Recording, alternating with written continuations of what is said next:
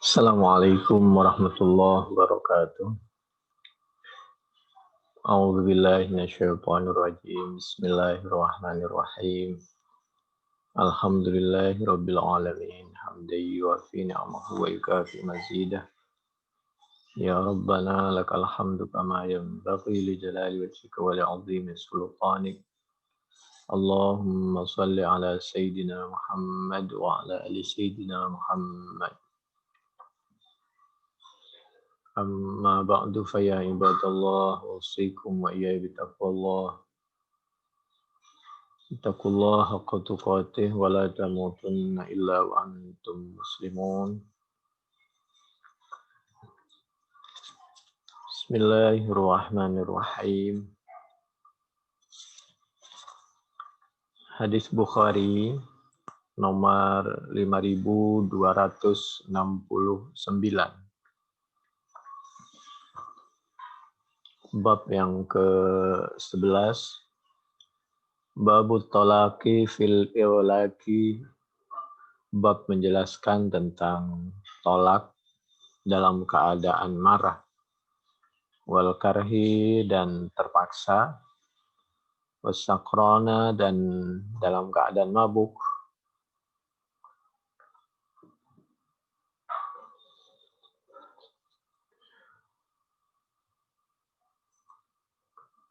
Wasakrani dan dalam keadaan mabuk. Wal majnuni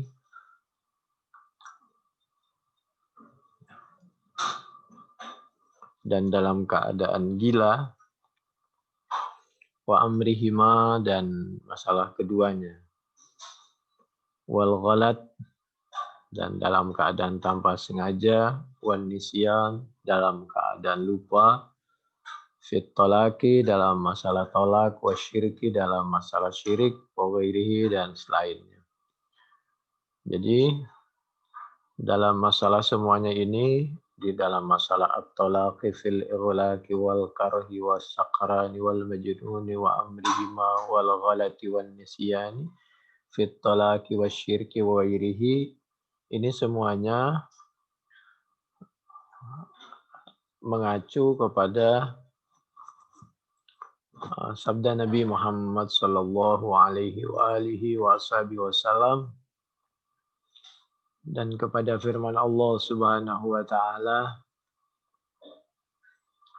bahwa kita tidak boleh bermaksud melakukan sesuatu yang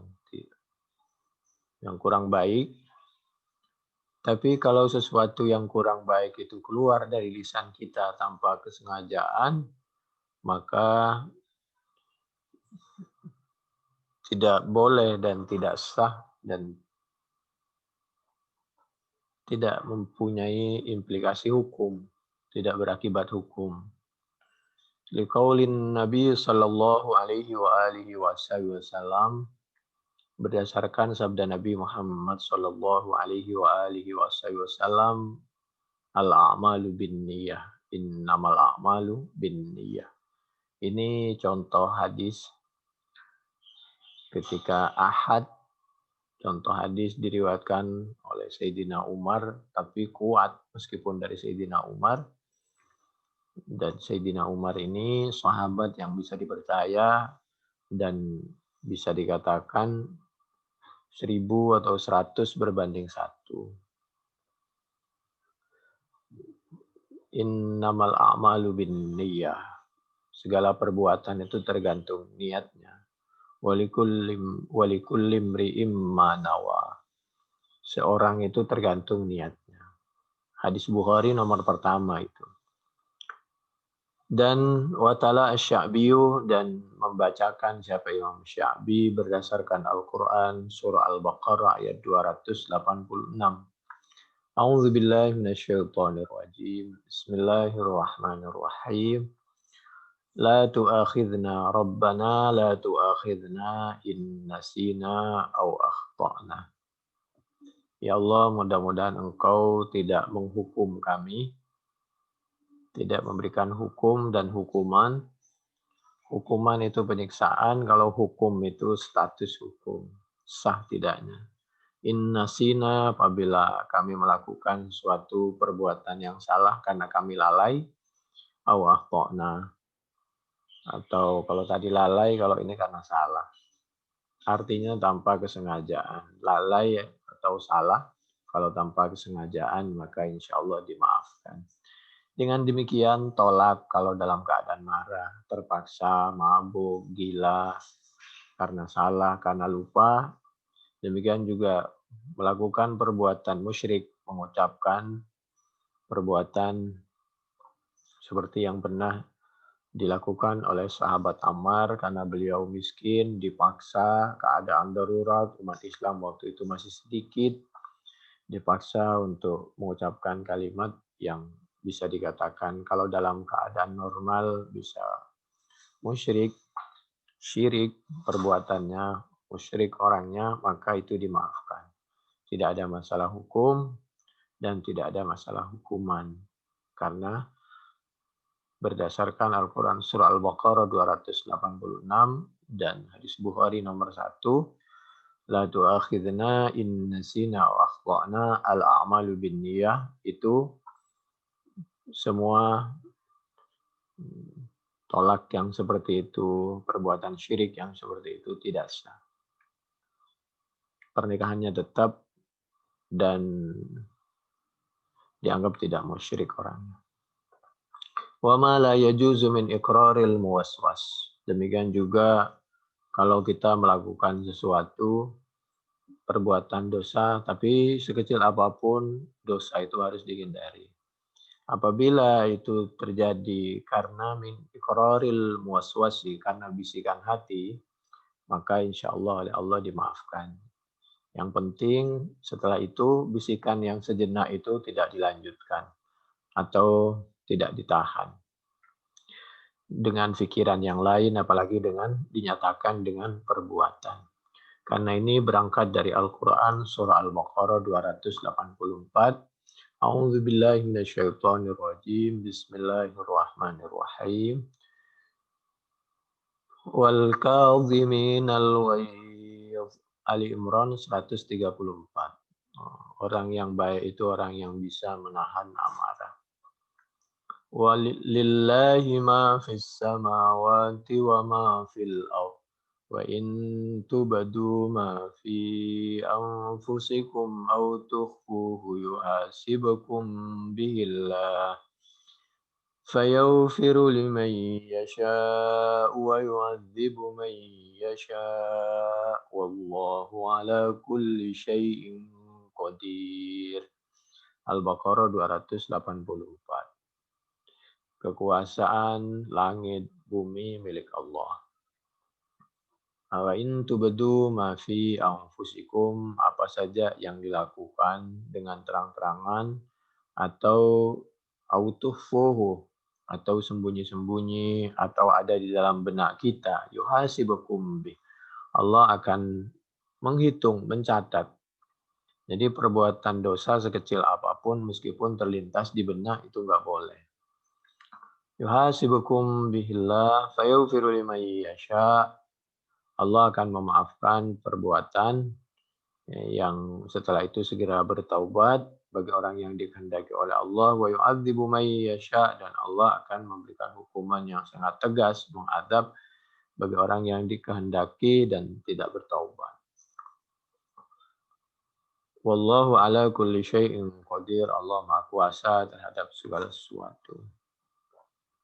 Ayat fayaghfiru liman yasha wa yu'adzibu man yasha. Allah bisa memaafkan dan bisa mengadab. Ini tidak bisa dipakai sebagai dalil bahwa orang yang melakukan dosa dimungkinkan masuk surga. Iya kalau bertaubat, kalau taubatnya diterima, kalau meninggal dengan husnul khotimah. Agar ayat ini tidak dipermudah untuk orang yang melakukan dosa, tapi tidak boleh putus asa. Kalau berdosa, jangan diulangi lagi, minta maaf kepada Allah, jangan mendekati lagi, jangan memikirkan lagi, penuh dengan penyesalan, dan bertobat dengan sebaik-baiknya, minta wafat dalam keadaan husnul khotimah, terus berusaha dan berdoa. Wa qala an-nabiy sallallahu alaihi wa alihi wasallam lilladzi aqarra ala nafsihi. Ada orang mengaku bahwa dia itu telah berzina. Lalu melakukan dosa. Lalu Nabi menyampaikan, Abika junun, mohon maaf sampean ini waras apa enggak? Wa qala Aliun, berkata siapa Sayyidina Ali, maksudnya dilakukan itu dengan terpaksa apa tidak, orangnya sehat apa tidak. Wa qala Aliun, sehat pikirannya dan seterusnya, sengaja apa tidak. Wa qala Aliun baqara Hamzatu khawasiru syarifiyun. Sayyidina Ali pernah bercerita, dulu ada seorang itu yaitu Sayyidina Hamzah waktu itu pernah karena belum terjadi pengharaman minuman yang memabukkan di Mekah, beliau pernah kurang sadar. Sehingga kata-katanya kurang lurus. Beliau menyampaikan Baqara Hamzah khawasiru syarifi. Jadi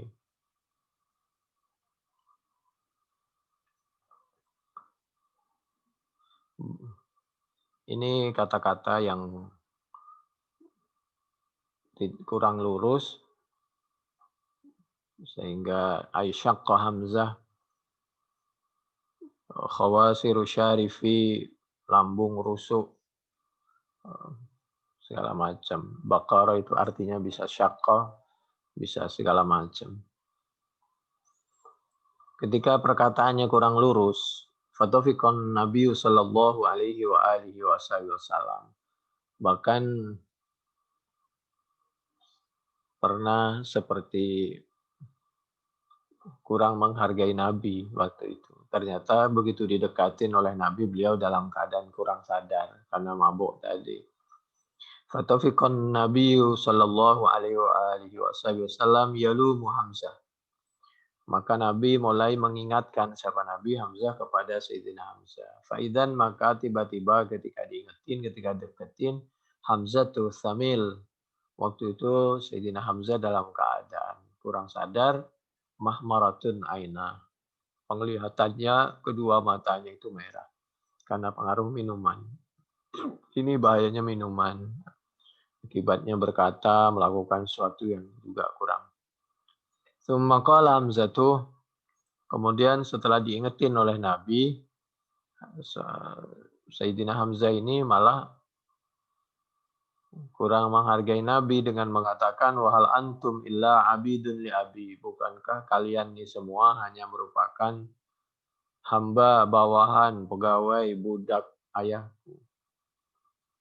Seperti orang yang hendak menyombongkan diri. Fa'arafan Nabi sallallahu alaihi wa alihi wasallam, maka Nabi yakin annahu bahwasanya Sayyidina Hamzah ini waktu itu kok tamil, betul-betul dalam keadaan kurang sehat, mabuk.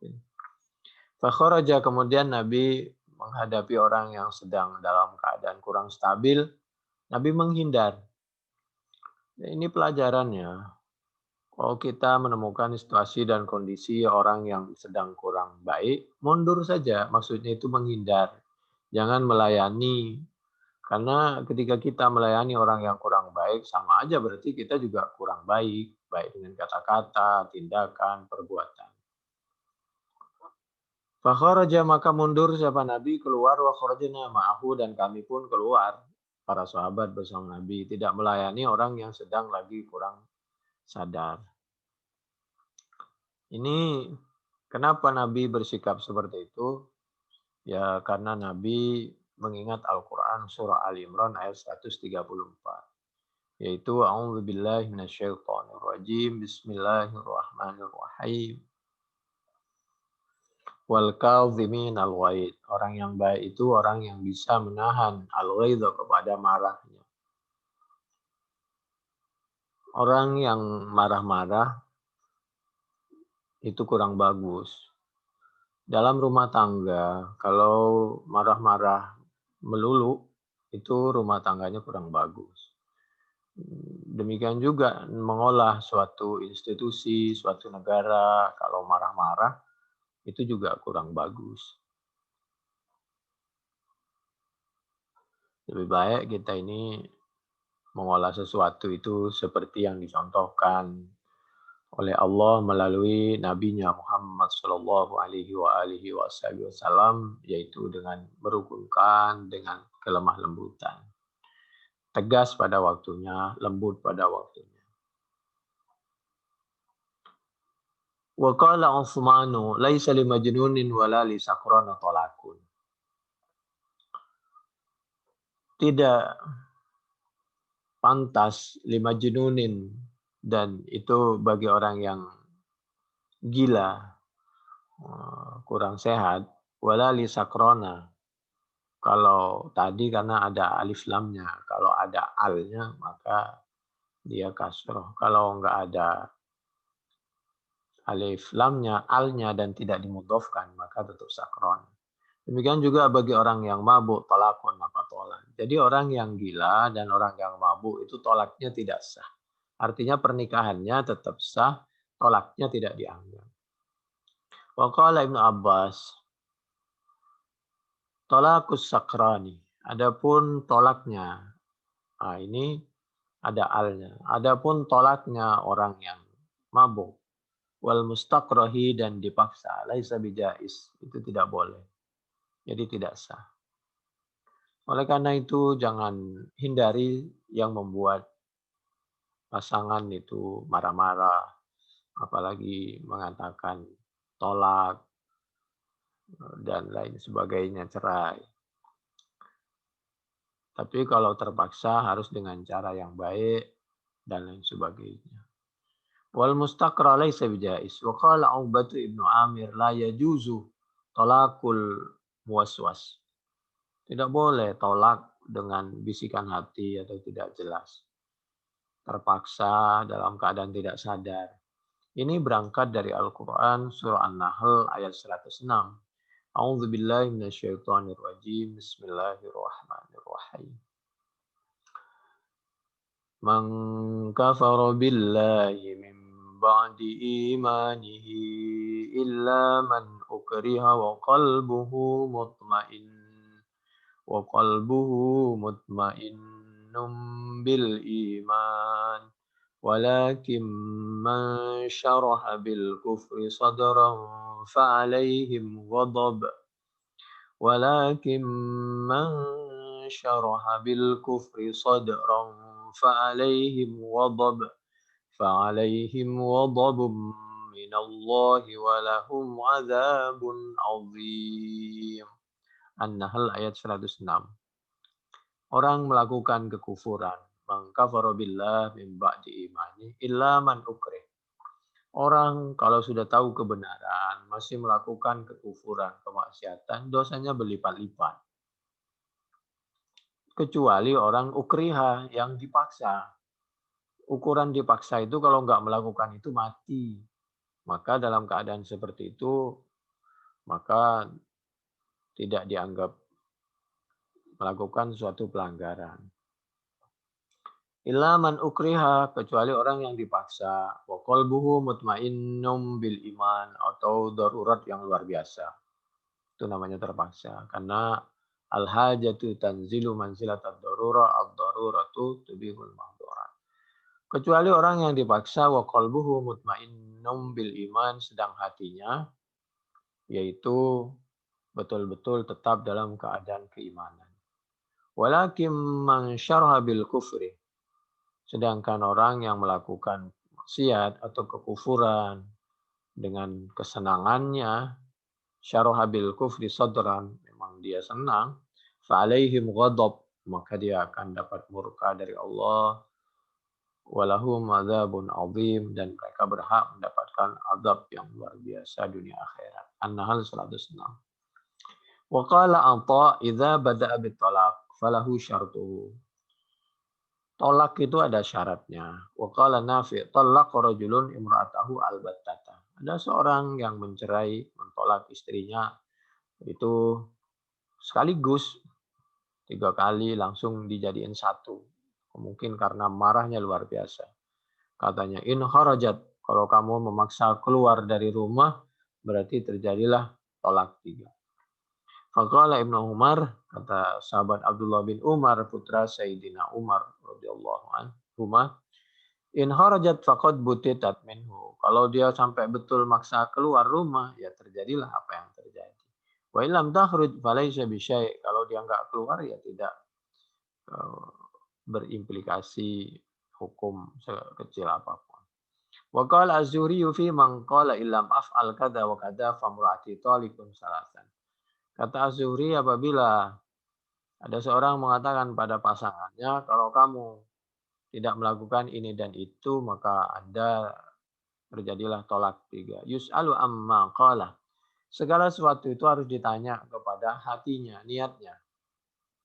Wa aqada alaihi, mengikat siapa man alaihi atas ma qalbahu, kepada hatinya, hina halafa bitil kaliyamin, ketika bersumpah mengucapkan sesuatu itu apa niat hatinya. Jadi bukan kemarahannya yang dinilai. Seperti orang niat sholat,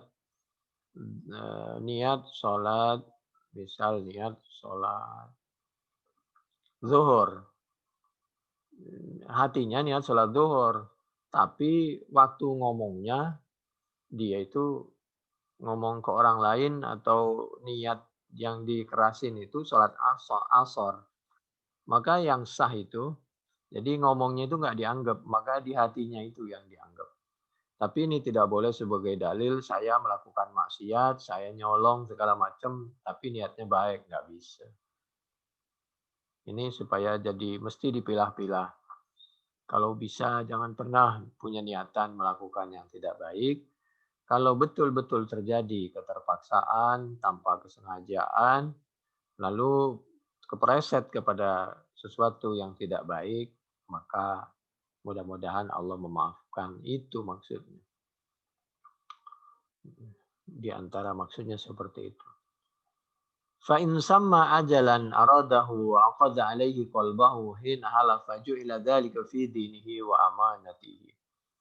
Ya, jadi tergantung niatnya. Tapi kalau dirinci dan sesuai niatnya dalam keadaan sadar semuanya, maka bisa jadi. Tapi kalau dalam keadaan tidak rinci, tidak sadar, penuh emosi dan lain sebagainya. Wa qala Ibrahim in qala la hajata li fi niyatuhu. Kalau ada orang mengatakan kepada pasangannya, saya udah nggak butuh lagi sama kamu misal dan lain sebagainya, maka itu tergantung niatnya.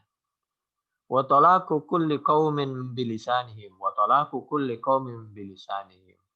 Jadi memang tolak itu terjadi di samping dengan hati, harus diucapkan dengan lisan secara betul-betul jelas, sadar, ditambah lagi supaya konsekuensi hukumnya terjadi di depan pengadilan. Jadi segala masalah itu harus terjadi melalui proses pengadilan. Tidak boleh kita menghilangkan nyawa orang tanpa proses pengadilan. Negara dalam hal ini oknum aparatnya boleh tembak bunuh orang setelah proses pengadilan. Demikian juga mau membubarkan apa dan apa, itu boleh saja negara atau aparat oknum setelah proses pengadilan. Tidak boleh ada penafsiran tunggal terhadap Pancasila, Undang-Undang Dasar, demikian juga terhadap hal-hal yang lain.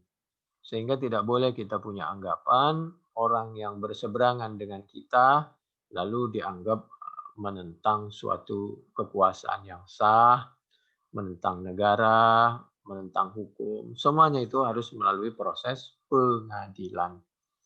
Oleh karena itu, pengadilan dan peradilan itu ya kasusnya itu ketika diadili itu proses peradilannya. Di pengadilan ya tempatnya itu. Oleh karena itu Allah menyampaikan di dalam Al-Quran surah Al-Baqarah ayat 217. A'udzu billahi minasyaitonir rajim. Bismillahirrahmanirrahim.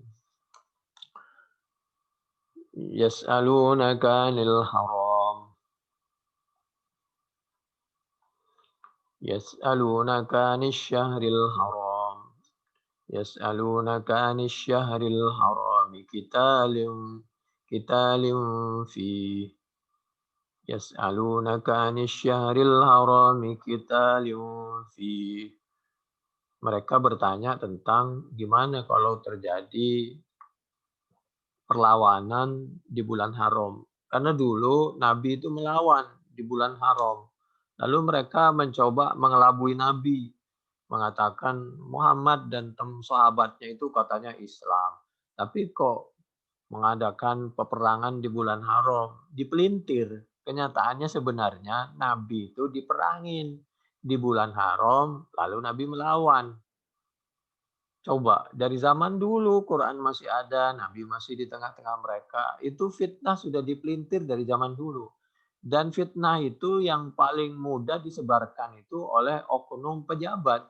Karena dulu yang berkuasa di kota Mekah kita tahu siapa, kan mereka, bukan umat Islam. Nah, demikian juga ketika Nabi di Madinah, para oknum ini masih saja membuat fitnah, begitu. Ketika di Madinah, Nabi 2 tahun di situ baru diperkenankan untuk melawan. Ketika Nabi melawan, seperti terjadinya Badar, kan di bulan Ramadan. Oh, di bulan haram, di bulan Ramadan kok perang. Lah, kita mau leher kita dibantai oleh orang, diam saja meskipun di bulan haram, meskipun di bulan Ramadan.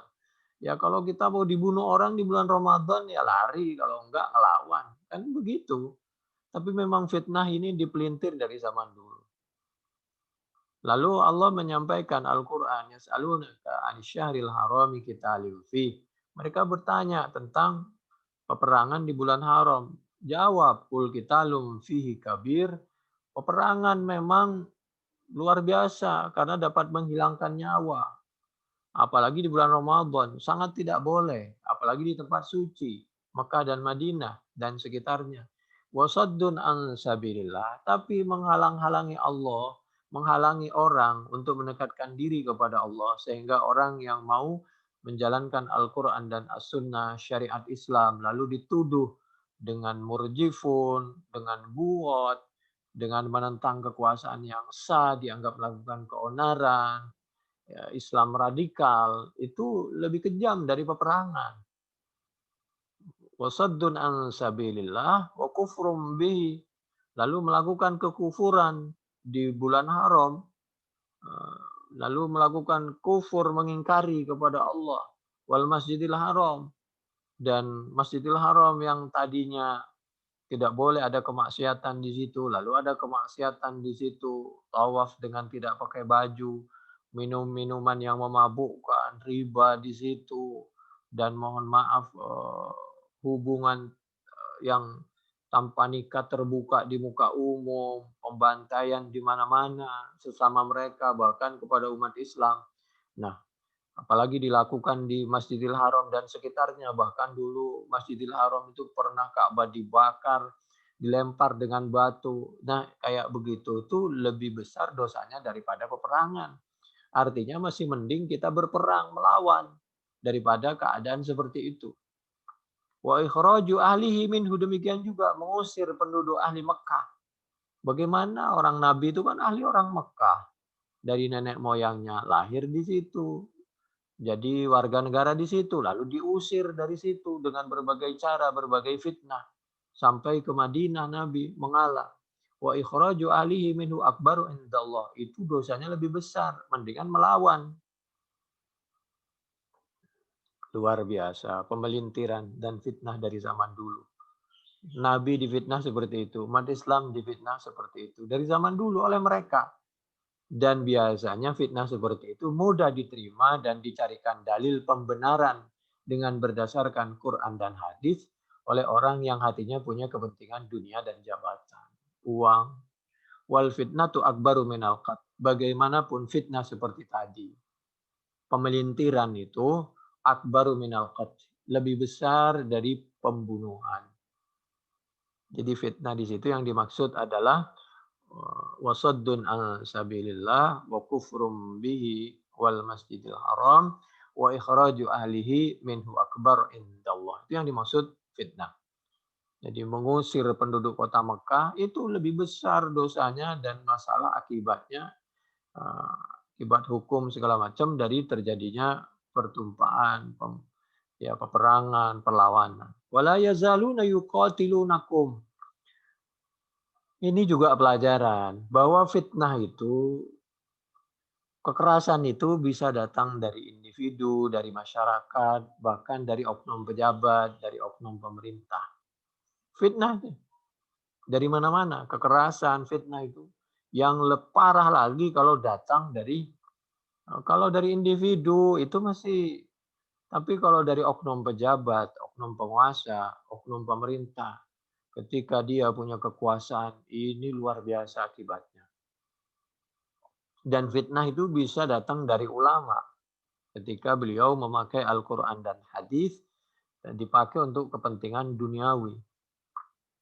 Wala yazaluna yuqatilunakum hatta yaruddukum an dinikum. Mereka akan selalu berusaha untuk menghancurkan kalian, Nabi dan para sahabat, semua umat Islam. Tujuan akhirnya ingin umat Islam itu murtad. Kalau toh tidak murtad, tapi syariat Islam tidak berlaku, Quran dan As-Sunnah. Hatta yaruddukum an dinikum in istata'u. Kalau dia mampu, tujuannya seperti itu. Wa may yartadid minkum an dinihi fayamut wa huwa kafir faulaika habitat a'maluhum fid dunya wal akhirah.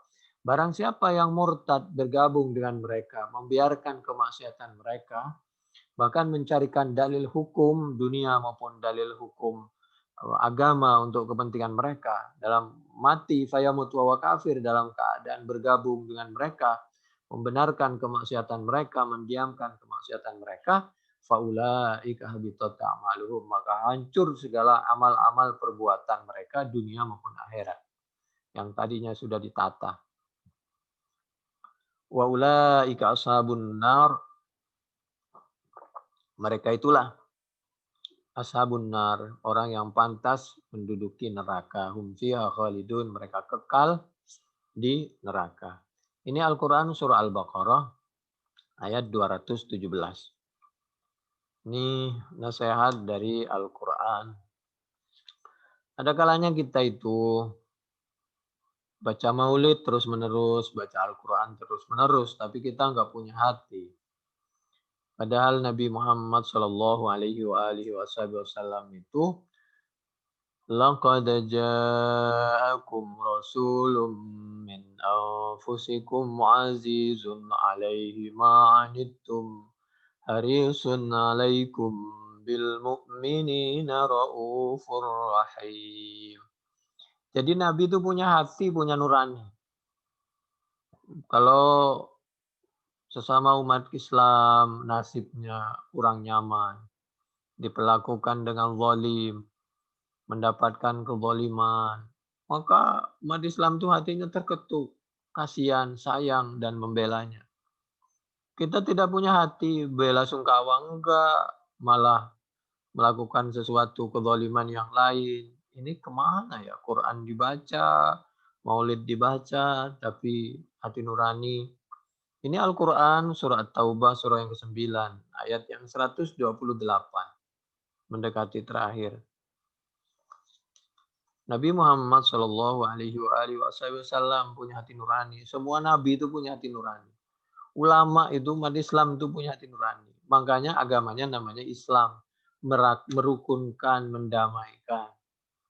Kita senang kalau saudara kita mendapatkan musibah, kelakuan zalim. Walamma anja'at rusuluna lutan si abihim wa dhaqa bihim dzar'a.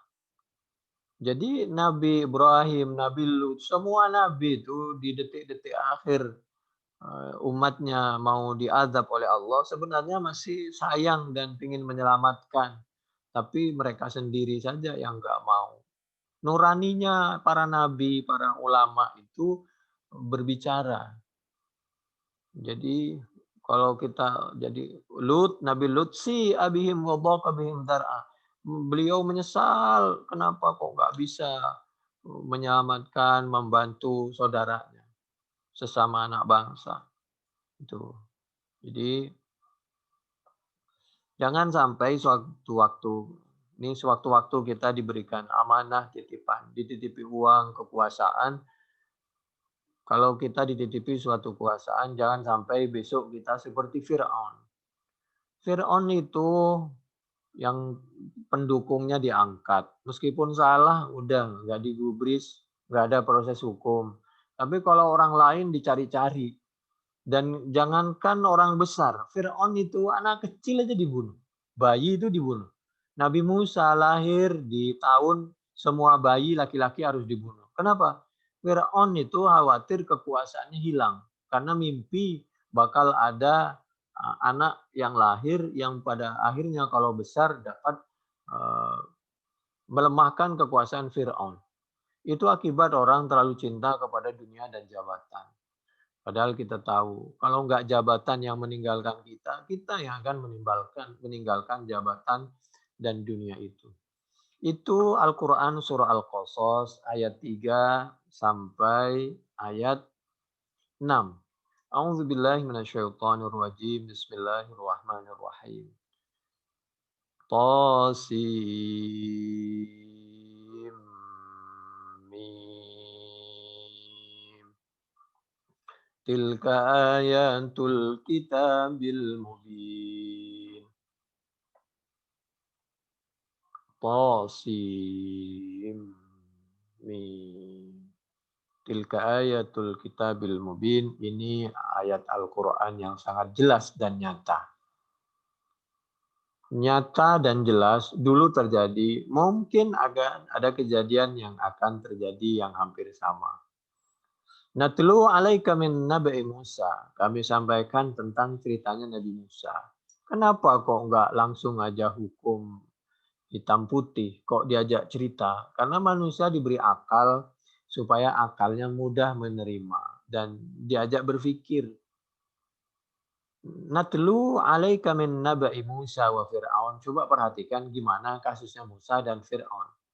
Bil haqq liqaumi. Jadi natlu bil haqq liqaumi yu'minun. Ini pelajaran sangat berharga bagi orang yang beriman. Orang beriman, orang Islam dan mau hidup aman, iman, damai. Karena aman, iman itu artinya diantaranya juga damai. Percaya, saling percaya di antara sesama. Inna fir'auna ala fil ardh. Fir'aun itu waktu dia menjadi oknum pejabat, wow luar biasa, tatakabar. Diktator, wa ja'ala ahlaha syi'a. Di antaranya cara melemahkan khawatir kekuasaannya terganggu, semua masyarakat itu dipilah-pilah, disekat-sekat supaya mudah mengontrolnya. Dijadikan kelompok-kelompok. Yastad'ifu ta'ifatan minhum. Kalau kekuatan mereka, kepercayaan mereka kepada ulama sudah dilunturkan sehingga orang tidak punya benteng, kekuatan dan segala macam. Qur'annya saja dibuat orang tidak percaya dengan Qur'an as-sunnah. Wa ja'ala ahlaha syi'a yastad'ifu ta'ifatan minhum. Jadi satu kelompok dilemahkan, satu kelompok dikuatkan untuk diadu agar masyarakat berantem dengan masyarakat yang lain. Yudhabbihu abna'ahum. Ini pelajarannya. Kalau kita mengangkat suatu kepengurusan atau pejabat, angkat yang dia itu punya jiwa seperti orang tua. Orang tua itu mengayomi semua anaknya yang punya tindakan, ucapan, sikap, cara berpikir yang berbeda. Itu orang tua, merukunkan. Apabila ada orang tua yang malah berpihak, mengadu, mengangkat yang satu, menginjak yang lain, itu namanya bukan orang tua. Jadi yastad'ifu ta'ifah, yang satu diangkat, yang satu dicari-cari kesalahannya, yang satu dilindungi dengan berbagai cara. Yastad'ifu ta'ifatan minhum yudhabbihu abna'ahum, bahkan dibunuh yudhabbihu abna'ahum. Anak-anak yang laki dibunuh. Kenapa? Enggak usah nunggu besar, mulai dari kecil bunuh saja. jadi pembantaian luar biasa. Dia padahal nyawa seseorang itu lebih berharga dari bangunan Ka'bah itu. Ka'bah itu dimuliakan dan bisa kalau bahasa orang itu ada yang bilang kualat, ada yang bilang hukum karma, ada yang itu pembalasan azab dari Allah. Itu nyawa orang itu pada saatnya sudahlah. Itu pasti berakibat fatal, apalagi sampai 6. Yudzabihu abna'ahum. Satu saja mau dibunuh Fir'aun itu oleh Allah diselamatkan Nabi Musa. Malah yang ditumbangkan ketika Nabi Musa diselamatkan dari air, yang menyelamatkan malah keluarga Fir'aun sendiri. Supaya kalau berada di lingkungan Fir'aun jelas. Di samping dilindungi di situ, nggak usah dikejar-kejar. Jadi kalau yang membunuh siapa jelas. Jadi dilindungi. Dan kita tahu Nabi Musa diangkat, diselamatkan dari air, Fir'aun ditenggelamkan di air. Jadi sudahlah, nyawa orang itu segera bertaubat. Yudzabihu abna'ahum yastahyi nisa'ahum. Mereka orang yang lemah atau orang yang mendukung atau perempuan karena dianggap perempuan dulu itu dilemahkan dan dianggap tidak berbahaya. Jadi orang-orang yang kira-kira mendukung dan lemah atau dilemahkan itu dibiarin. Wa yastahyi nisa'ahum. Innahu kana minal mufsidin. Oh, Fir'aun itu termasuk orang-orang yang membuat oknum yang membuat kerusakan. Wa nuridu an namunna 'alal ladzina istud'ifu fil ardh. Tapi Allah punya kehendak lain. Sehebat-hebatnya Fir'aun dan teman-temannya dan pasukannya melakukan makar, tipu daya, dan lain sebagainya. Tapi Allah punya kehendak lain. Allah ingin mengangkat derajat orang yang dilemahkan. An-namunna 'alal ladzina istud'ifu wa nuridu an-namun fil ardh wa naj'alahum a'immah. Bahkan tidak hanya yang lemah mau diangkat menjadi kuat, tapi oleh Allah pada waktunya roda itu berputar. Ada kalanya di atas, ada di bawah. Seperti berputarnya waktu, ada malam, ada siang, ada menjabat, ada pensiun, ada sehat, ada sakit. Maka pada waktunya orang yang dilemahkan itu akan dikuatkan oleh Allah. Dan pada waktunya dialah yang akan menjadi a'immah, pemimpin, penguasa. A'immatan, hati-hati. Jangan sampai melahirkan kedendaman. Oleh karena itu dari sekarang lebih baik kita bertobat. Menanamkan kebaikan, merukunkan, mendamaikan. Jadilah orang tua. Kita dititipin harta, uang, dan jabatan bukan untuk menyiksa dan melemahkan orang. Kebencian tidak boleh diumbar. Mocong senjata itu tidak boleh diarahkan kepada rakyat, kepada orang lain. Itu harus diarahkan kepada orang yang betul-betul orang yang musuh dari luar negara kita yang hendak membunuh rakyat kita. Kita harus melindungi rakyat kita. Wa naj'alahumul warithin, dan Allah kepingin yang ketiga yang mewarisi bumi ini adalah orang yang baik-baik yang tadinya dilemahkan. Itulah yang oleh Allah nanti akan dititipi oleh Allah berbentuk ya harta warisan dari orang yang tadinya zalim dari Fir'aun tadi, dan biarlah mereka yang menguasai suatu negara agar rukun, damai, meskipun berbeda agama. Agar tidak terjadi kezaliman. Wa numakkina lahum fil ardh. Allah akan menempatkan mereka di bumi ini dengan aman, kokoh. Wa nuriya Fir'aun wa Haman. Tujuan berikutnya Allah ingin membuktikan kepada Fir'aun dan pengikutnya dan orang-orang generasi berikutnya yang mungkin tertarik dengan kegiatan Fir'aun sehingga ingin bertindak seperti tindakan Fir'aun agar mengambil pelajaran. Allah memperlihatkan wa nuriya dan memperlihatkan siapa kami Fir'aun kepada Fir'aun, wa Haman dan pengikutnya Fir'aun yaitu pejabat dalam hal ini Haman, wa junudahuma dan pasukan-pasukannya Fir'aun dan Haman minhum dari mereka, wa nuriya ma kanu yahzarun kepada segala sesuatu yang dulu mereka waspada dan takut sekali.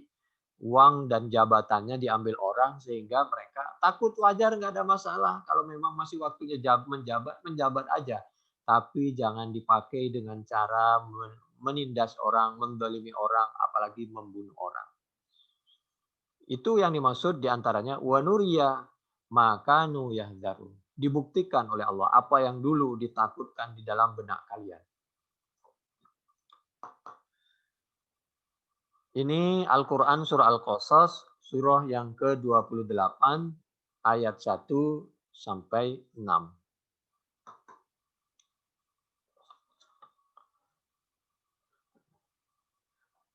Selanjutnya, kita tahu, yaitu Sayyidina Umar itu penguasa, khalifah, orang yang hebat. Tapi beliau selalu ingat kepada Al-Quran. Sehingga beliau ketika pulang di rumahnya di tengah malam apalagi menangis. Jadi khawatir segala perbuatannya sekecil apapun tidak bisa dipertanggungjawabkan di hadapan Allah Subhanahu wa taala. A'udzubillahi minasyaitonirrajim. Bismillahirrahmanirrahim. Alam ya'lam bi annallaha yara. Wahai Umar, ini Sayyidina Umar membaca Al-Quran surah Al-Alaq ayat 14. Nasihat untuk Sayyidina Umar. Jadi Sayyidina Umar baca Al-Quran seperti nasihat untuk beliau pribadi. Demikian juga mestinya kita, kalau baca Al-Quran, seperti Al-Quran itu memberi nasihat kepada kita sendiri. Wahai Umar, apakah kamu tidak sadar bahwa sekecil apapun yang kamu lakukan itu Allah selalu mengetahuinya. Alam ya'lam bi annallaha yara. Inilah yang membuat Sayyidina Umar dibaca, diingat terus, dan menangis terus. Khawatir perbuatannya sekecil apapun tidak bisa dipertanggungjawabkan di hadapan Allah Subhanahu wa taala. Oleh karena itu Nabi pernah menyampaikan, wailul liman qara'aha walam yatafakkar fiha. Celaka bagi orang yang baca Al-Quran tapi dia tidak berpikir satu kalimat, satu huruf, satu ayat yang dibaca di Al-Quran. Kenapa tidak dipikirkan? Sehingga tidak membuat hatinya tersentuh. Itu Nabi menangis ketika membaca akhir dari surah Ali Imran mulai ayat 190 sampai ayat yang ke-200. Lalu Nabi bersabda itu, kenapa orang ini ya baca Quran tapi satu ayat, satu huruf yang ada di Al-Quran tidak membuat hatinya tersentuh. Beda dengan ulama dulu. Ulama dulu seperti Ibrahim bin Adham itu. Beliau itu jangankan manusia, semut pun beliau tidak mau menyakiti. Bahkan semut yang terbawa dengan kurma yang dibeli itu lalu dikembalikan lagi ke tempat beliau waktu membeli. Semut yang terbawa tadi, yang ada di kurma tadi, khawatir semut tadi berpisah dengan keluarganya dan lain sebagainya. Karena beliau selalu ingat dengan Al-Quran, surah An-Naml, surah yang ke-27, ayat yang ke-18. A'udzubillahi minasyaitonirrajim. Bismillahirrahmanirrahim. Hatta idza ataw ala wadin namli qalat namlah ya ayyuhan namlu dkhulu masakinakum la yahtimannakum Sulaiman wa junuduhu wa hum la yash'urun. Jangankan manusia, jangankan nyawa orang, semut pun beliau tidak mau menyakiti. Itu Ibrahim bin Adham yang meninggal 161 Hijriah atau 778 orang Afghanistan yang meninggal di Suriah. Ini pelajaran ya, kembali lagi kepada cerita Fir'aun dan Nabi Musa tadi, bahwa mengelola suatu rumah tangga, masyarakat, mulai dari tingkat RT sampai tingkat yang paling tinggi, jangan sampai kita berdasarkan geng atau kelompok, atau dengan cara koboi, dengan cara bergrup-grup, tapi jadilah seperti orang tua yang bisa merukunkan, mendamaikan, memaafkan kekurangan generasi berikutnya anak cucu kita. Itu diantara nasihat dari Al-Quran surah Al-Qasas surah yang ke-28 ayat 1 sampai 6 tadi. Kita kembali lagi pada materi kita,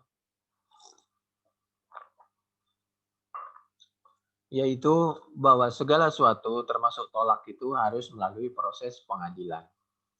Harus jelas kata-katanya, niatnya juga harus jelas, itu pun harus di depan hakim di pengadilan. Jadi segala sesuatu harus melalui proses pengadilan.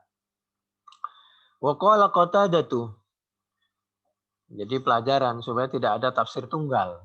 Apabila terjadi tafsir tunggal, khawatir melahirkan kesalahpahaman. Contohnya apa? Akibat tafsir tunggal dan kita mudah mempercayai tafsir tunggal, padahal semua orang itu punya kemungkinan untuk kurang standar di dalam menafsiri, baik itu tafsir tentang Pancasila, tafsir tentang Quran, tafsir penjelasan syarah tentang hadis, penjelasan tentang Pancasila. Saya kasih contoh dengan cepat karena pernah kami sampaikan, cuma ini diulang supaya kita kembali lagi segar ingatan dan kita bisa mengambil pelajaran. Ketika seorang mudah percaya dengan penafsiran seorang, misal, jadi orang yang beda pendapat itu dianggap buat, kalau kata oknum ulama berdasarkan Al-Quran surah Al-Hujurat, surah yang ke-49 ayat yang ke-9. Jadi ini dianggap baghabuat faqatilul lati tabwi. Padahal penafsirannya ini dipotong. Nomor satu, negara kita bukan negara Islam, sehingga tidak boleh orang yang berbeda pendapat dianggap buat. Karena negara kita negara demokrasi, orang boleh berpendapat, yang penting tidak caci maki, tidak menyakiti, nasihat itu boleh. Dan orang yang berseberangan, namanya demokrasi, tidak boleh dianggap buat. Bahkan ketika terjadi sesuatu, jangankan dalam keadaan damai, dalam keadaan peperangan saja, itu kalau sesama mukminin itu harus fa'aslihu, kita wajib merukunkan. Jadi penafsiran bahwa orang yang berseberangan dengan oknum pejabat itu dianggap buat, sehingga boleh ditangkap, boleh dibunuh, itu penafsiran yang tidak standar. Ini akibatnya fatal apabila ulama itu tidak tepat di dalam menafsirkan sesuatu ayat. Demikian juga apabila lagi akibat jadinya banyak korban kan, pembubaran, pembunuhan akibat salah memberikan fatwa. Katanya orang yang berseberangan dengan suara pemerintah dianggap murjifun. Jadi dianggap membuat kegaduhan, menyebarkan kebohongan, lalu diperlakukan undang-undang IT, meskipun sebenarnya undang-undang IT itu tidak untuk menjerat orang yang beda pendapat dan tidak mudah mengatakan bahwa orang beda pendapat itu dianggap membuat kegaduhan, kebohongan dan lain sebagainya. Meskipun bisa saja salah, tapi itu kan merupakan nasihat, kecuali memang sengaja membuat kebohongan dalam hal yang sama, berkali-kali, masalah yang sama, dan lain sebagainya. Jadi yang dimaksud murjifun itu adalah al-munafikun. Yang dimaksud al-murjifun, yang dimaksud al-munafikun dalam Al-Quran surah Al-Ahzab, surah yang ke-33 ayat 60 itu adalah orang yang tidak mengikuti Al-Quran dan As-Sunnah, tidak mengikuti hukum syariah, dan menyakiti Allah dan Rasul-Nya dan menyakiti sesama orang mukmin. Cuma ayatnya dipotong oleh oknum ulama itu, lalu diiyakan, didukung, dan minta dukungan dengan oknum penguasa. Terjadilah apa yang terjadi di suatu tempat. Mudah membubarkan, mudah membunuh, dan lain sebagainya. Jadi ketika Al-Quran surah Al-Ahzab surah ke-33 ayat 60, A'udzubillahi minasyaitonirrajim, Bismillahirrahmanirrahim. La illam yantahil munafiqun walladzina fi qulubihim marad wal murjifun fil madinati lanughriyannaka bihim thumma la yujawirunaka fiha illa qalila mal'unina aina ma thuqifu ukhidhu wa qutilu taktila. Nomor 1. Dianggap murjifun dan boleh ukhidhu, dianggap membuat kegaduhan. Yang gaduh itu siapa? Kan itu hanya melarang kemaksiatan, memberikan suara. eh, itu pun dulu dan beliau tidak pakai senjata. Kalau ada orang punya ide tanpa senjata dan tidak dilaksanakan, kan nggak boleh dianggap makar. Dan mestinya cuma dihadapin dengan cara diajak dialog, dirukunkan. Lalu ukhidu boleh ditangkap karena dianggap murjifun. Lalu boleh dibunuh wakutilu taktila. Ini merupakan pemelesetan pemahaman Al-Quran.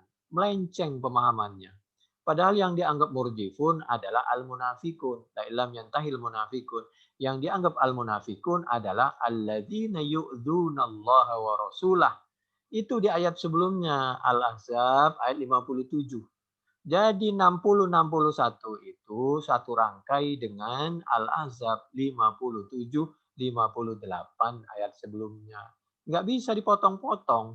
Karena Quran itu yufassiru ba'duha ba'dha. Yang menafsiri Al-Quran adalah Allah dan Rasulnya. Dan semua ulama, para ya Allah, Rasulnya, para sahabat, para a'immah, para ulama. Nggak boleh penafsiran tunggal dari satu ulama, dari satu oknum negara, satu oknum pejabat. Nggak bisa. Begitu dikultuskan hanya ada satu kebenaran, hanya ada satu penafsiran terhadap Al-Quran, As-Sunnah, baik itu penafsiran atau penjelasan Pancasila hanya dari satu penjelasan, satu penafsiran. Akibatnya khawatir melahirkan kekuasaan yang otoriter. Jadi yang dimaksud al-murjifun adalah al-munafikun adalah alladzina yu'dzunallaha wa rasulah.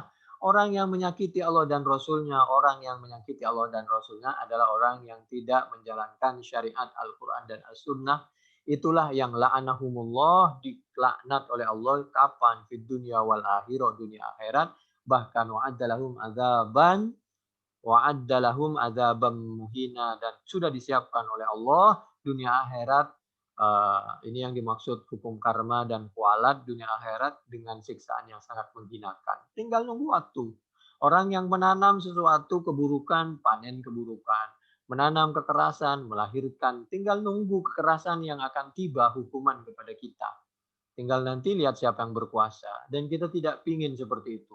Oleh karena itu, marilah bertobat dan terus sisa umur, sisa jabatan ini untuk merukunkan. Berikutnya, yang dimaksud murjifun dan munafikun, yang boleh uhidhu wa kutilu taktila itu adalah alladzina yu'dzunal mu'minin. Jadi walladzina yu'dzunal mu'minin adalah orang-orang yang menyakiti orang-orang mukminin. Wal mukminat, menyakiti orang mukmin laki-laki dan menyakiti orang mukmin mukminat perempuan itu. Mohon maaf, orang bersurban, apakah nggak takut dengan surbannya ya? Ini satu sisi. Meskipun mohon maaf, Abu Jahal dulu juga bersurban. Tapi itu kan dulu. Dan itu Abu Jahal tidak beragama Islam. Kalau beliau beragama Islam, lalu beliau bersorban, berpakaian jubah, lalu ditahan, dibuli, atau dibunuh. Apa enggak sungkan? Apa enggak takut? Apa enggak ngeri? Ini satu sisi ya, cara berpikir orang sederhana saja. Lalu yang mengeksekusi orang yang enggak pakai surban, misal. Masya Allah. Ini satu sisi ya. Kalau toh ucapannya ada yang tegas atau bisa dikatakan keras, kita berpikir lagi, apakah yang diucapkan itu salah apa enggak? Kalau enggak salah, hanya tegas atau keras, ya mungkin hanya pembawaan atau karakter. Atau kalau nasihat kan enggak apa-apa. Jamu itu tegas, keras, pahit. Tapi setelah itu sembuh. Ketika kita disuntik, masa itu badan kita yang begini lalu ditusuk dengan jarum? Apakah itu tidak kekerasan? Apakah itu tidak suatu ketegasan? Keras, tegas, nggak apa-apa kalau memang terukur dan menyembuhkan. Kalau itu nasihat. Mestinya kita dari siapapun, ya baguslah kalau lemah lembut. Tapi amar ma'ruf memang lemah lembut. Tapi kalau nahi mungkar kan harus tegas. Mau tegas, mau keras, mau lembut. Kalau itu memang kebaikan, kenapa sih? Apa salahnya kalau kita terima? Jadi kembali lagi, al-murjifun, al-munafikun itu adalah alladzina yu'dzunallaha wa rasulah, dan alladzina yu'dzunal mu'minin wal mu'minat bighairi maktasabu faqad ihtamalu buhtana wa ismam mubina. Ini akibatnya apabila ulama tergelincir, maka akibat hukumnya. Fir'aun dulu diktator karena ulamanya Bal'am bin Ba'ura dulu salah memberi fatwa. Sehingga Fir'aun melakukan uh, tindakan kekerasan melalui oknum-oknumnya. Jadi ketika ulama Bal'am ini sudah terpengaruh dengan uang dan jabatan, bukan malah mendukung perjuangan Nabi Musa, tapi berpihak ilmunya dipihakkan, dicondongkan kepada Fir'aun.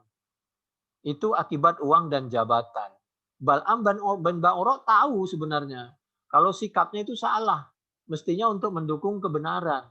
Tapi ilmunya, Quran dan As-Sunnahnya dibelokkan untuk membenarkan tindakannya Fir'aun. Keputusan yang mau dibuat oleh Fir'aun. Akhirnya Fir'aun memerintahkan oknum pejabatnya dan pengawalnya untuk bertindak tegas kepada Nabi Musa, membunuh kepada Nabi Musa dan pengikutnya. Sampai dikejar-kejar Nabi Musa ke Laut Merah.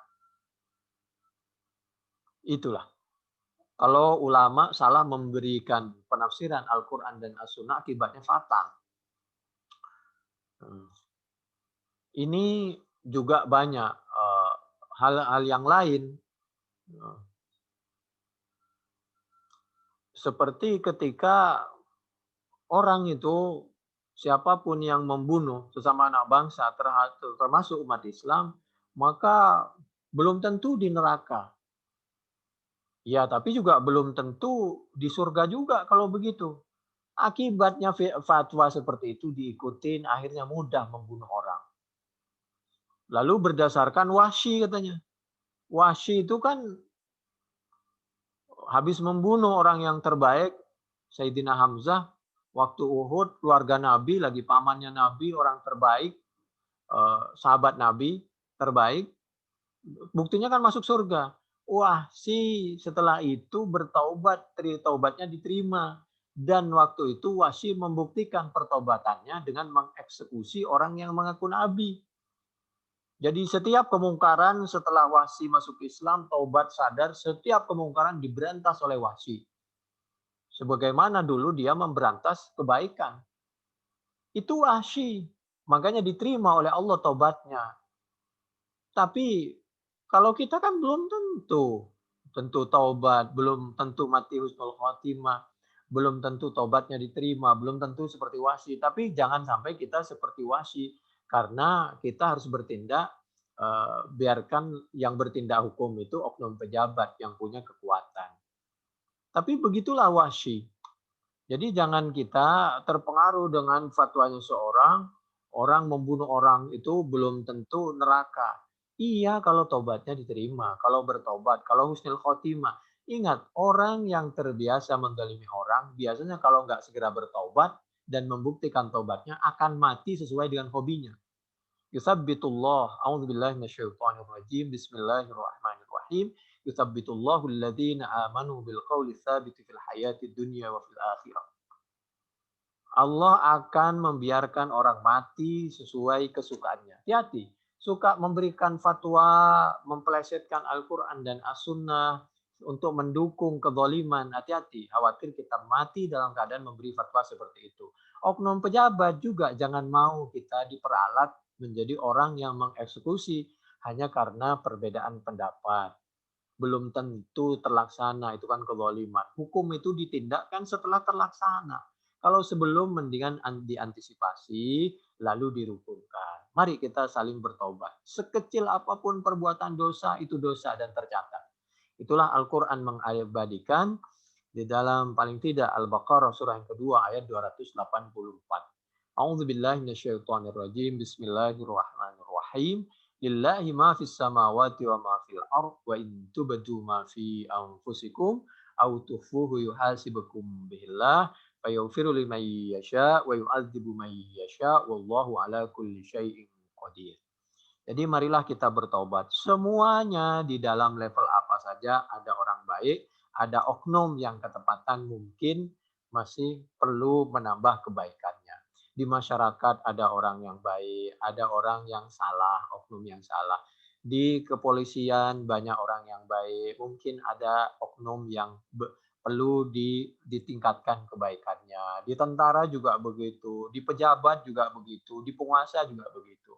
Banyak orang baik, ada satu dua yang perlu kebaikannya ditingkatkan. Mereka juga ada orang baik, sama-sama punya keluarga, punya anak. Ayolah kita rukun dan kita bertaubat kepada Allah Subhanahu wa taala.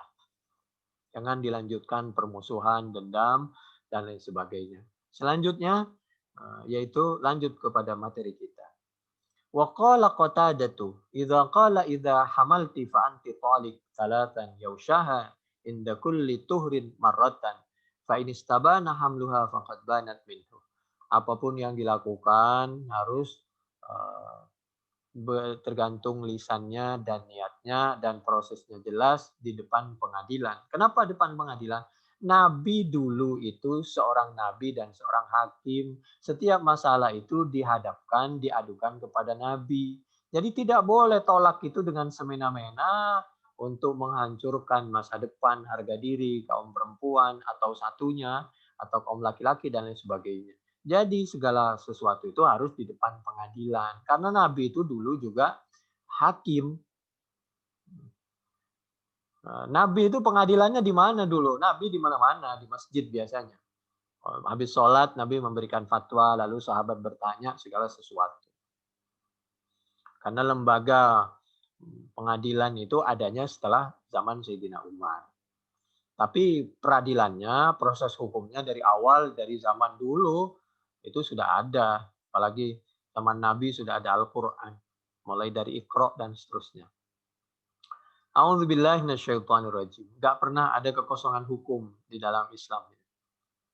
Apalagi di dalam Islam setelah Islam datang, Nabi Muhammad SAW datang. Sebelum Nabi Muhammad SAW, yang terjadi adalah hukum rimba. Tapi kalau nabinya ada, seperti Nabi Adam, ada rukun. Nabi Adam tidak ada, terjadi hukum rimba, Qabil Habil kan. Demikian juga nabinya ada, sebelum Nabi Musa terjadi hukum rimba. Yaitu bagaimana buktinya? Anak kecil dibunuh oleh Fir'aun, bukan hukum rimba tuh. Nabi Musa kalau bukan hukum rimba nggak mungkin nyampe ke istananya Fir'aun itu. Karena terjadi hukum rimba, lalu dilarungkan, dihanyutkan di sungai itu kan. Itu karena terjadi hukum rimba. Andai saja tidak terjadi hukum rimba, Nabi sudah dilahirkan di tempat dan dirawat di rumahnya. Tapi karena hukum rimba yang terjadi begitulah. Tapi hukum rimba pada waktunya akan melahirkan hukum yang sebenarnya. Seperti malam akan datang siang. Demikian juga dan seterusnya. Habis gelap, terbitlah terang. Wa qala al-Hasan idza qala ilhaqi bi ahlika niyatuhu. Oh, ada pasangan mengatakan, sudah kamu pulang sana ke keluargamu. Itu harus tergantung niatnya. Jadi kalau ada orang begitu, kita tanya, sana gih kamu pulang ke keluargamu. Tanyalah dengan terang-terangan. Maksud lo, kira-kira begitu. Jadi wa qala Ibnu Abbas at-talaqu an waqar. Jadi segala sesuatu apalagi kayak tolak itu implikasinya luar biasa. Harus jelas niatnya apa, hajatnya apa, maksudnya apa. Watara itu. Wal itak ma urida biha wajhullah. Tapi kalau untuk memberikan kebaikan, kalau tolak itu kan untuk keburukan. Ini satu sisi, meskipun ada kalanya tolak itu melahirkan kebaikan. Musibah itu ada kalanya sekilas seperti buruk. Tapi pada akhirnya ada kalanya justru dengan musibah itu melahirkan kebaikan. Jadi lihat-lihat dulu musibahnya. Itu karena ulah kita, karena kesengajaan, atau karena tanpa sengaja. Kalau kita udah berdoa, udah melakukan kebaikan, kok masih terjadi tolak, masih terjadi musibah, sudah serahkan kepada Allah. Tapi itu kalau keburukan bisa dikatakan ya. Kalau musibah, keburukan, itu harus niatnya betul-betul dilaksanakan di depan pengadilan. Jelas dalam keadaan sama-sama sadar. Tapi kalau memerdekakan orang karena ini untuk kebaikan, maka yang penting niatnya baik, udah terlaksana. Dah, karena itu untuk kebaikan, demi untuk membebaskan, mengangkat harkat derajat orang lain. Wal itaku ma urida biha wajhullah. Ini pelajaran. Kalau untuk kebaikan, persyaratannya itu yang penting betul-betul untuk kebaikan. Sudah, jangan ribet-ribet. Dah, begitulah kasar. Wa qala az-Zuhri in qala ma anti bi imraati niyatuhu. Ada orang mengatakan kamu bukan pasanganku, bukan istriku. Itu harus niatnya. Jadi harus ditanya lagi. Maksud lo, nah, kira-kira begitu. Wa inna wa talaqan fa huwa ma nawa. Wa qala Aliun alam ta'lam annal qalama rufi'an salasatin. Bukankah kata Sayyidina Ali, kolam itu diangkat. Tidak dicatat perbuatan itu, tidak dianggap melakukan kesalahan dari 3 orang. Pertama, anil majnuni. Salasatin anil majnun. Kalau dalam keadaan gila. Gila dan teman-temannya ya tidak sadar, terpaksa, betul-betul itu kan gila. Hatta yufiko sampai sembuh. Kalau dalam keadaan sembuh tidak gila baru orang melakukan tolak itu terjadi. Orang gila melakukan ya namanya saja gila. Wanis sobi. Jadi kok ada orang Islam kok nggak puasa, nggak sholat. Ah, ini boleh kalau majnun. Yang kedua anis sobi, anak kecil yang belum tahu tentang sesuatu, belum balik. Hatta yudrika sampai balik. Namanya anak kecil melakukan suatu kesalahan ya mesti dimaafkan. Karena namanya anak kecil. Gak boleh kita menilai seperti kita. Namanya aja anak kecil. Wa'anin naim. Jadi kalau ada sesuatu, kita ini harus berpikir terhadap anak itu. Jangan sampai implikasinya kepada anak. Jangan sampai kekerasan terhadap anak dan lain sebagainya. Ini pelajaran juga bahwa segala sesuatu kalau kita jadi orang tua harus kita betul-betul melindungi, mengayomi, merukunkan anak. Wa'anin naim. Dan orang yang tidur. Orang tidur itu nggak ada hukum apa-apa. Hatta yastaiki itu sampai bangun. Wa qala Aliun. Kata Sayyidina Ali. Karramallahu wajhah. Atau radhiyallahu an. Wa kullu talaqi jaiz illa talaqal ma'tuh. Tolak itu memang bisa terjadi kecuali tolaknya orang yang mabok atau tidak sadar. Jadi segala sesuatu itu harus dengan sadar. Tidak boleh dilakukan dengan tanpa kesadaran. Jadi hadis berikutnya 5269. An Abi Hurairah radhiyallahu an Nabi sallallahu alaihi wasallam qaal innallaha tajawaza an ummati ma haddatsat bihi anfusuha ma lam ta'mal aw tatakallama. Wa qala Qatadah idza talaqa fi nafsihi falaysa bi syai'. Menurut sahabat Abi Hurairah radhiyallahu an Nabi bersabda, Allah itu akan memaafkan dari kesalahan umatnya selama itu hanya lintasan. Tidak dilaksanakan lintasan yang ada di benaknya. Lintasan yang ada di benaknya saja dianggap dosa. Karena umat Islam itu harus bersih. Apalagi dibuktikan. Selama tidak dibuktikan dengan perbuatan dan ucapan, itu dimaafkan oleh Allah. Kembali lagi, tolak dan kemusyrikan itu tidak sah kalau tanpa kesengajaan, tanpa jelas, dan tanpa proses pengadilan. Jadi kesimpulannya segala sesuatu itu harus melalui proses peradilan yang sah dan meyakinkan. Itu a'udzubillahi minasyaitonirrajim. Bismillahirrahmanirrahim. Wal kadhiminal ghaidh. Lillahi ma fis samawati wa ma fil ardh. Wa in tubdu ma fi anfusikum aw tukhfuhu yuhasibukum bihillah fayaghfiru liman yasha wa yu'adzibu man yasha wallahu ala kulli syai'in qadir. Al-Baqarah 284, Ali Imran 134 dan An-Nahl ayat 106. A'udzubillahi minasyaitonirrajim. Bismillahirrahmanirrahim. Man kafara billahi min ba'di imanihi illa man ukriha wa qalbuhu mutmainnun bil iman walakin man syaraha bil kufri sadran fa'alaihim ghadabun minallahi wa lahum adzabun adzim. Ini Bukhari 5269 materi kita. Fathul Bari juz 9 halaman 485 sampai 493. Ini bentuk kasih sayang Nabi Muhammad sallallahu alaihi wa alihi wasallam, kasih sayang Allah Subhanahu wa taala. Dulu izin minum dulu.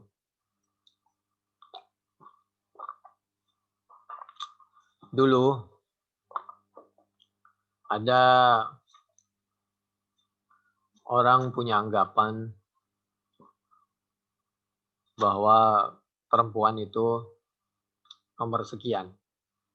Dulu yang dapat harta warisan itu, harta ghanimah juga adalah laki-laki dan orang yang kuat. Laki-laki dan orang yang kuat. Lalu Allah menurunkan ayat, tidak benar. Perempuan itu sama-sama makhluk Allah. Harus dihargai dan dimuliakan. Dan tetap sama, harus dibagi harta ghanimah dan dapat harta warisan segala macam. Allah menurunkan ayat, lirrijali nasib walin nisa'i nasib. Itu Al-Quran surah An-Nisa ayat 7. A'udzubillahi minasyaitonirrajim. Bismillahirrahmanirrahim.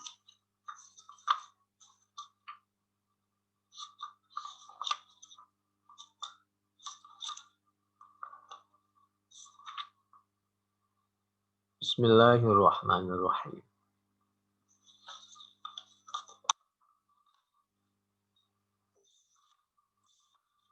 Di dalam Al-Quran surah An-Nisa, lirijali nasibum mimma tarakal walidani wal aqrabun walin nisa'i nasibum mimma tarakal walidani wal aqrabun mimma qalla minhu aw kathur nasiban mafruḍah. Ini pelajaran bahwa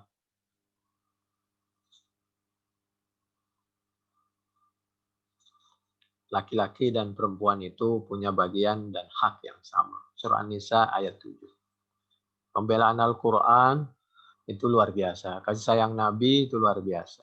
Kalau enggak disampaikan oleh Nabi. Berikutnya, punya anggapan bahwa pertemanan, geng, kelompok itu harus diutamakan. Tidak. Kamu harus lebih diutamakan itu yang seiman. Itu yang pertama.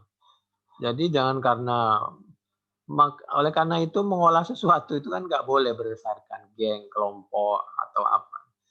Itu kamu tuh punya persaudaraan sesama Islam itu lebih kuat. Oleh karena itu Allah mengingatkan dengan Al-Quran surah An-Nisa ayat 33. A'udzubillahi minasyaitonirrajim. Bismillahirrahmanirrahim. Walikullin ja'alna mawaliya mimma tarakal walidani wal aqrabun walladzina aqadat aymanukum fa'atuhum nasibahum. Innallaha kana ala kulli syai'in syahida. Lalu setelah itu punya anggapan bahwa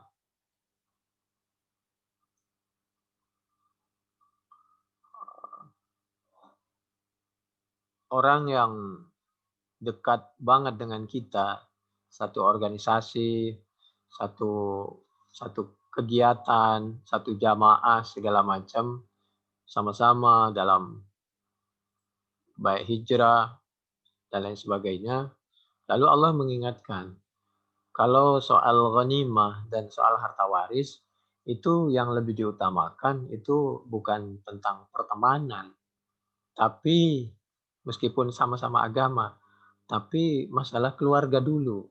Jangan sampai keluarga kita pontang-panting menjadi keluarga yang lemah keimanannya, lalu fisiknya, ekonominya.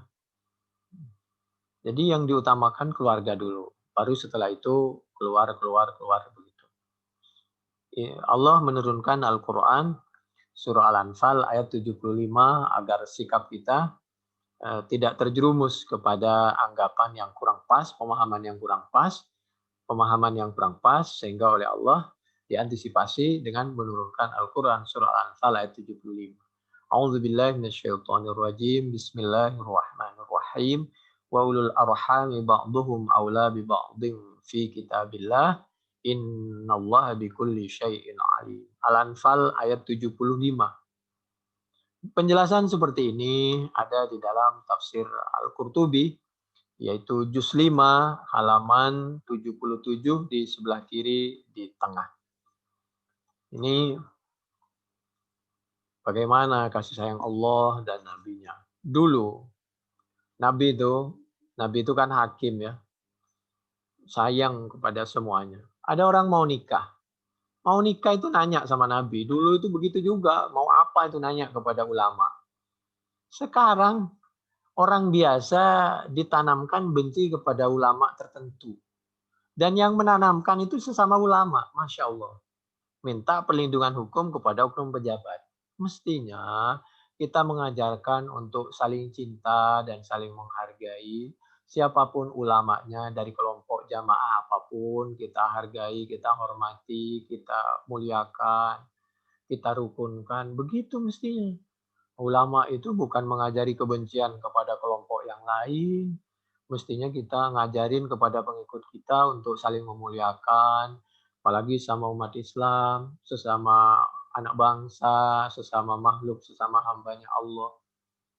Akibatnya kalau ulama sudah menanamkan kebencian kepada pengikutnya, minta tolong kepada oknum pejabat, maka tindakan dari oknum pejabat, dari hukum, keputusan yang lahir dari jabatan itu adalah kebencian dan melahirkan terus-menerus kebencian.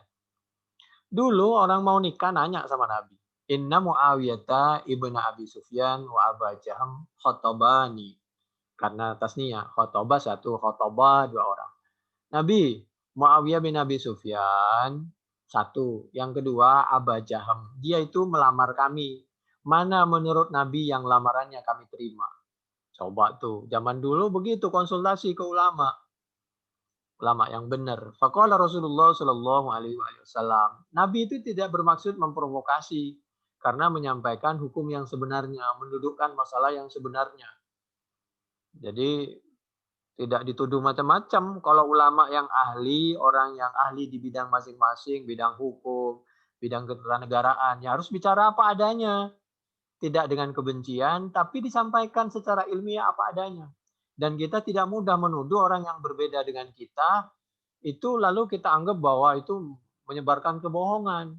Nanti kalau begitu, ilmu dan kebenaran itu tidak sampai kepada kita. Kenapa? Kalau nanti lama-lama ulama yang ahli tidak mau menyampaikan kebenaran. Udahlah terserah kamu. Kayak anak kecil kan mau dibenerin nggak mau. Mau ngambil pisau tidak mau. Lalu orang yang bercegah dituduh dan lain sebagainya. Ada cabai di situ warna merah, anak kecil kan suka. Ketika orang yang ahli menghalangin dituduh macam-macam. Ya udahlah, ambil aja pisau tuh silahkan. Cabai makan aja. Akhirnya ya itu kan. Jadi kami ulangi. Lalu Nabi menjawab begini, Amma Abu Jaham fala yadau asahu an atikihi. Abu Jaham itu orangnya kasar, keras. Nanti kamu kalau nikah sama dia gebukin terus. Harga dirinya kurang dihormati kamu. Kira-kira begitu. Tapi terserah kamu. Abu Jaham itu orangnya keras. Wa amma Muawiyah faso'lukun lama lalahu. Muawiyah itu orangnya mungkin miskin, fakir, atau pelit. Ya setelah dia punya jabatan lalu jadi orang kaya dan lain sebagainya. Nanti turun. Tapi sudahlah. Setelah itu kan beliau-beliau ini menjadi orang Islam yang baik-baik, meninggal dalam keadaan insya Allah sudah bertobat. Ya, kalau yang lalu biarlah berlalu lebih dan kurangnya. Tilka ummatung qad khalat laha ma kasabat walakum ma kasabatum wala tus'aluna amma kanu ya'malun. Turun-temurun nanti kepada ya anaknya Yazid dan seterusnya. Ingkihi Usama bin Zaid. Lalu Nabi menyarankan, wa amma Muawiyatu faso'lukun lama lalahu. Ini Nabi, kalau orang benci sama Nabi, Nabi udah dibilang pasti dianggap menyebarkan berita hoak, berpihak. Padahal Nabi cuma menyampaikan apa adanya. Abu Jaham orangnya itu keras. Sedangkan Muawiyah itu orangnya fakir miskin. Nanti kamu kasihan terlantar hidupmu. Atau orangnya pelit. Kalau tahu punya uang, kalau pelit, kasihan kan nasibnya perempuan. Ingkihi Usamata ibn Zaid. Saya sarankan kamu nikah dengan sahabat Usama bin Zaid. Gimana kalau kamu nikah sama sahabat Usama bin Zaid? Sahabat Usama bin Zaid ini budak sebenarnya tadinya. Bapaknya dimerdekakan. Zaid ini kan budak, lalu dimerdekakan oleh Nabi, dimuliakan. Punya anak namanya Usama. Gimana kamu nikah sama Usama bin Zaid? Jadi orang mulia itu bukan dipandang dari satu sudut saja, tapi dari semuanya. Dan jangan pernah melihat orang dari status sebelumnya atau perbuatan sebelumnya. Siapa tahu dia udah jadi orang yang baik, bertaubat, dan berada di lingkungan yang baik, membuktikan. Berilah kesempatan. Sebagaimana Allah memberi kesempatan kepada hambanya untuk menjadi orang yang baik. Kecuali mereka memang tidak ada harapan atau terus mengulang. Jangan kita berada di lingkungan yang tidak baik, berada di lingkungan yang tidak baik lah. Kita ini hidup sekali, cari di suatu tempat, lingkungan, situasi, dan kondisi yang memungkinkan kita hidup bahagia dunia dan akhirat. Ini kalah dengan Usama bin Zaid. Fakarituhu, maka aku nggak mau. Aku menolak. Coba bayangkan. Nasihat dari Nabi dia tolak awalnya. Tapi Nabi meyakinkan. Berikutnya, sekali lagi, ingkihi Usama. Ini kalah kamu sama Usama. Nabi itu karena sayangnya. Jadi Nabi itu akhirnya karena Nabi sampai 2 kali, dia yakin bahwa Nabi itu demi untuk kebaikannya. Maka akhirnya fanakah tuh, nikahlah aku dengan Usama bin Zaid. Ternyata setelah nikah dengan Usama bin Zaid, ini pentingnya wali. Seorang itu cinta biasanya buta. Dia tidak bisa melihat latar belakangnya, orang dari tatapan matanya, pakaian, pembicaraannya, sikapnya, dari mana sejarahnya, dan lain sebagainya. Kalau orang tua, wali itu kan bisa melihat, karena dia jernih kan. Dia berkata bukan karena kecintaan dan bukan kebencian, wali itu, orang tua itu. Tapi kalau anak, orang yang sedang mabuk cinta, dia nggak bisa memikirkan dengan normal biasanya. Itu pentingnya wali. Nabi menjadi wali waktu itu, akhirnya dia turutin apa kata Nabi, meskipun awalnya menolak. Fanakahtu faja'alallahu fi khairat. Ternyata betul. Setelah aku menikah dengan Usama bin Zaid, luar biasa Usama. Tanggung jawab dan kasih sayangnya kepada keluarganya. Wow, tabatat. Akhirnya hidupnya bahagia itu perempuan. Cerita seperti itu. Di antaranya ada di dalam Fikhi Manhaji Juz 2, halaman 47 di sebelah kanan di atas. Jadi ikutilah ulama yang baik, yang lurus itu. Dan jadi ulama rukunkan umat.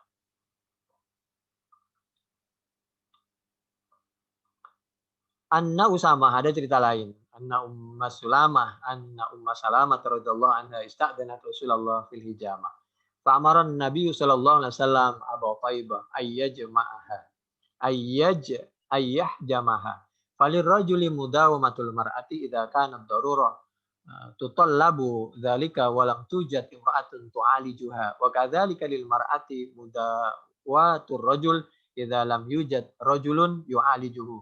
Wada'at ad-daruratu ila dzalika lakin la yu'alijur rajul al-mar'ata illa bi hadrati mahram au zaujin au imra'atin thiqah. Idza wujidat tabibul muslim la ya'dilu ila ghairi. Dulu ada seorang perempuan yang kepingin donor. Jadi darahnya itu dibekam gitu lah. Maka Nabi, karena orang itu bertanya, sampai mau bekam aja bertanya sama Nabi. Dulu itu, nanya sama ulama. Kenapa? Ya implikasi hukumnya siapa yang membekam, hukumnya bekam bagaimana, caranya bagaimana.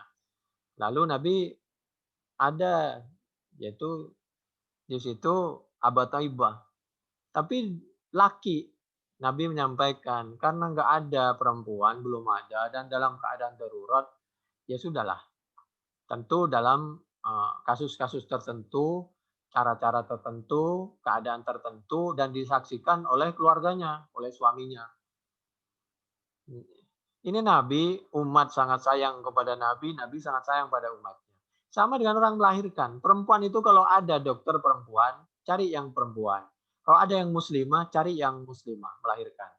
Tapi kalau dalam keadaan darurat, harus ditangani dokter laki-laki waktu melahirkan, ya karena darurat saja. Dan itu harus setiap dia periksa, harus ditemenin oleh orang lain, atau ditemenin oleh suaminya. Karena darurat tetap nggak boleh kalau hanya berduaan. Itu sampai sebegitu sayangnya Nabi. Demikian juga sebaliknya. Dan ini juga masalah hukum-hukum yang lain. Ini ada di Muslim 2206. Ad-darurah wal hajatu qaddaru biqadri ma yarfa'ul harad wa yuhaqqaqul gharad. Demikian juga kalau fikih manhaji juz 2 halaman 445 di sebelah kiri itu. Lalu yang terakhir,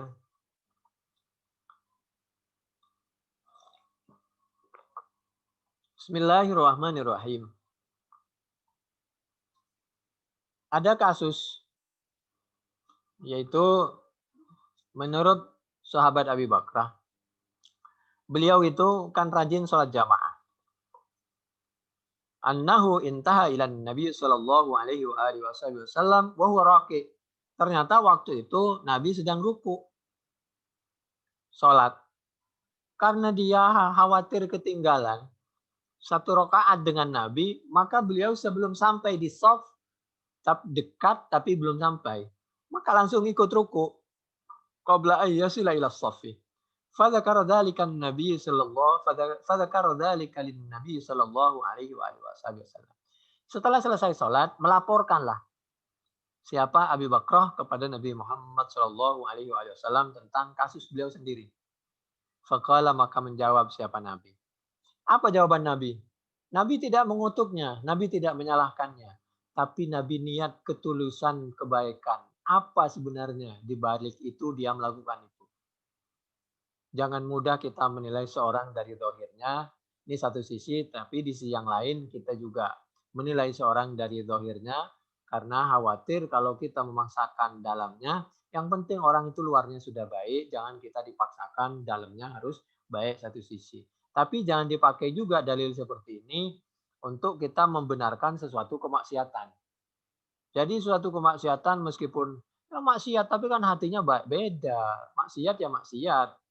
Meskipun kelihatannya baik ya tetap maksiat.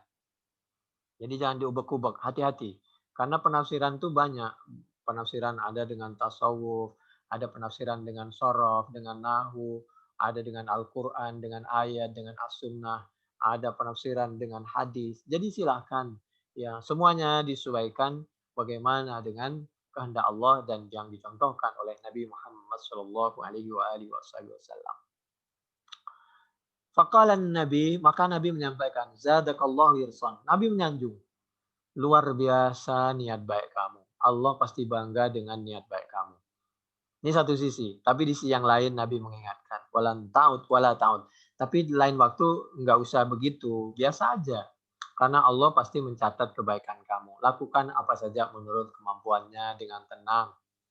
Tapi kalau bisa, usahakan jangan terlambat. Karena memang sahabat itu tidak membiasakan untuk suatu keterlambatan dan lain sebagainya. Begitulah Nabi bijaksananya, lemah lembut, santunnya di dalam porsi dan lain sebagainya. Di mana kelembutan itu diletakkan pada porsinya, itulah yang dimaksud rahmatan lil alamin dan Islam wasati. Cerita seperti ini diabadikan di dalam hadis Bukhari 783 Fathul Bari juz 2 halaman 340 di sebelah kanan sampai 342 dari kanan sampai ke kanan lagi. Demikian, mudah-mudahan bermanfaat. Kurang lebihnya kami mohon maaf. Subhanakallahumma bihamdik. Nasyhadu an la ilaha illa anta nastaghfiruka wa natubu ilaik. Assalamualaikum warahmatullahi wabarakatuh.